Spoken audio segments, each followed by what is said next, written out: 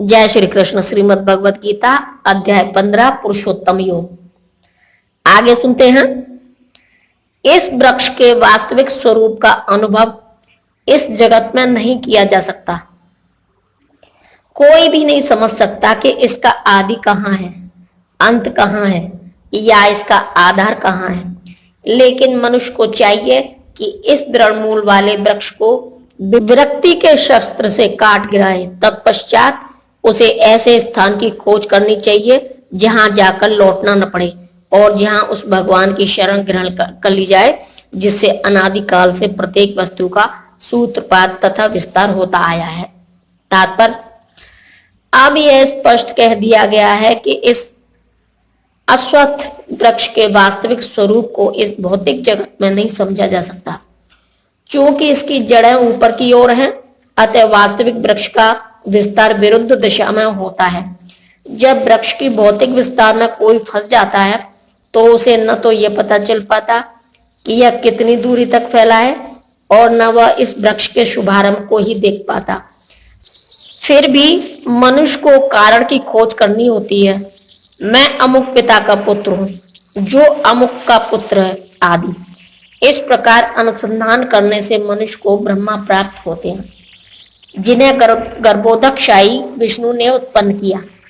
इस प्रकार अंततः भगवान तक पहुंचा जा सकता है, जहां सारी गवेषणा का अंत हो जाता है। मनुष्य को इस वृक्ष के उद्गम परमेश्वर की खोज ऐसे व्यक्तियों की संगति द्वारा करनी होती है जिन्हें इस परमेश्वर का ज्ञान प्राप्त है। इस प्रकार ज्ञान से मनुष्य धीरे धीरे वास्तव के इस छद्म प्रतिबिंब से विलक हो जाता है और संबंध विच्छेद होने पर वह वास्तव में मूल वृक्ष में स्थित हो जाता है। इस प्रसंग में असंग शब्द अत्यंत महत्वपूर्ण है, क्योंकि विषय भोग की आसक्ति तथा भौतिक प्रकृति पर प्रभुता अत्यंत प्रबल होती है। अतः प्रमाणिक शास्त्रों में आधारित आत्मज्ञान की विवेचना द्वारा विरक्ति सीखनी चाहिए और ज्ञानी पुरुष से श्रवण करना चाहिए। भक्तों की संगति में रहकर ऐसी विवेचना से भगवान की प्राप्ति होती है। तब सर्वप्रथम जो करनी है वह है भगवान की शरण ग्रहण करना। यहाँ पर उस स्थान यानी कि पद का वर्णन किया गया है जहां जाकर मनुष्य इस छद्म प्रतिबिंब वृक्ष में कभी वापस नहीं लौटता। भगवान कृष्ण वह आदि मूल है जहां से प्रत्येक वस्तु निकली है। उस भगवान का अनुग्रह प्राप्त करने के लिए केवल उनकी शरण ग्रहण करनी चाहिए, जो श्रवण कीर्तन आदि द्वारा भक्ति करने के फलस्वरूप प्राप्त होती है। वे ही भौतिक जगत के विस्तार के कारण हैं। इसकी व्याख्या पहले ही स्वयं भगवान ने की है। अहम सर्वस्व प्रभव, मैं प्रत्येक वस्तु का उद्गम हूँ। अतएव इस भौतिक जीवन रूपी प्रबल अश्वत्थ के वृक्ष के बंधन से छूटने के लिए कृष्ण की शरण ग्रहण की जानी चाहिए।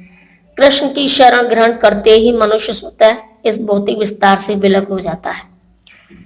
जो झूठी प्रतिष्ठा, मोह तथा कुसंगति से मुक्त है, जो शाश्वत तत्व को समझते हैं, जिन्होंने भौतिक काम को नष्ट कर दिया, जो सुख तथा दुख के द्वंद से मुक्त हैं और जो मोह रहित होकर परम पुरुष के शरणागत होना जानते हैं, वे उस शाश्वत राज्य को प्राप्त होते हैं।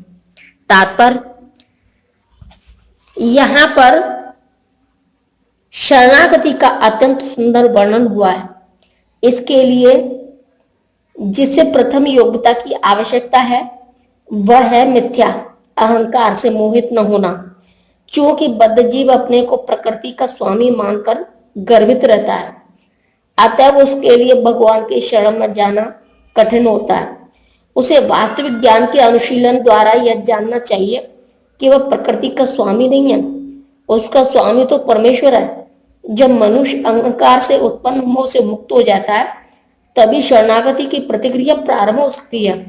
जो व्यक्ति इस संसार में सदैव सम्मान की आशा रखता है उसके लिए भगवान के शरणागत होना कठिन है।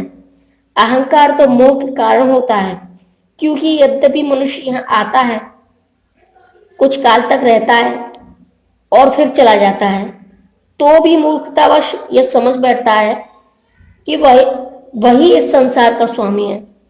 इस तरह सारी परिस्थितियों को जटिल बना देता है। और सदैव कष्ट उठाता रहता है। सारा संसार इसी भ्रांत धारणा के अंतर्गत आगे बढ़ता है। लोग सोचते हैं कि यह भूमि या पृथ्वी मानव समाज की है और उन्होंने भूमि का विभाजन इस मिथ्या धारणा से कर रखा है कि वे इसके स्वामी हैं। मनुष्य को इस भ्रम से मुक्त होना चाहिए कि मानव समाज ही इस जगत का स्वामी है। जब मनुष्य इस प्रकार की भ्रांत धारणा से मुक्त हो जाता है तो वह पारिवारिक, सामाजिक तथा राष्ट्रीय स्नेह से उत्पन्न संगतियों से मुक्त हो जाता है। ये त्रुटिपूर्ण संगति ही उसे इस संसार से बांधने वाली है। इस अवस्था के बाद उसे आध्यात्मिक ज्ञान विकसित करना होता है। उसे ऐसे ज्ञान का अनुशीलन करना होता है कि वास्तव में उसका क्या है और क्या नहीं है। और जब उसे वस्तुओं का सही सही ज्ञान हो जाता है तो वह सुख दुख, हर्ष विषाद जैसे द्वंद्वों से मुक्त हो जाता है। वह ज्ञान से परिपूर्ण हो जाता है और तब भगवान का शरणागत बनना संभव हो पाता है।